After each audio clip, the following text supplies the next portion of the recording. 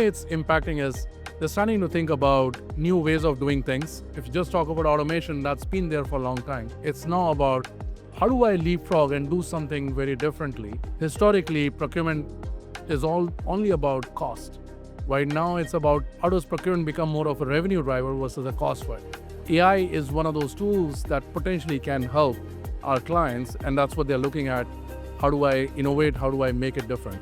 Yeah, I mean, I have a client right now. We just wrapped up a project with them, and they're using AI every day in their category management research, how they're reviewing documents, contracts rapidly, quickly, finding clauses, terminations, etc., end dates, pulling that out quickly, spend control processes to identify which things need to be reviewed more thoroughly and not. This has always been a challenge. I've run for a number of years CPO surveys, and we 200-300 responses from CPOs all over the world. And whenever you ask them what are the barriers to change or the barriers to getting stuff done, data is always either the top or in the top 2 or 3 issues. And one of the things that we've always tried to be a proponent of is don't wait for everything to be perfect before you get started. Part of the way you solve the data challenge is by getting started with the data you have. And because you're then solving a use case, you have a business case, a value behind what you're trying to solve, it'll lead you down the path of saying, okay, for this next step to work, I now need to fix this piece of data or that piece of data.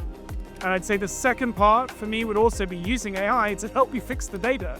So, you can sit there and go, I don't have very good data, but then you can use AI to cleanse it and enrich it and make steps forward. But I mean, ultimately, I go back to number one, get started. Like, do not let that be a barrier. The way I look at it is AI has a potential to disrupt the whole management consulting world, right?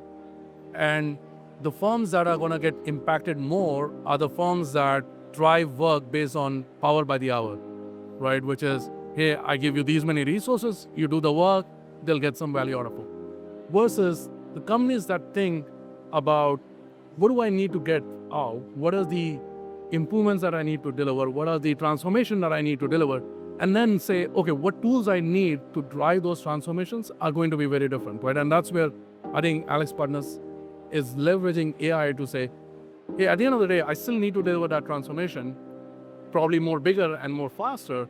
How do I leverage AI and different tool sets that I have to really do that? And that's fundamentally being used in our day-to-day world to really drive how we do things.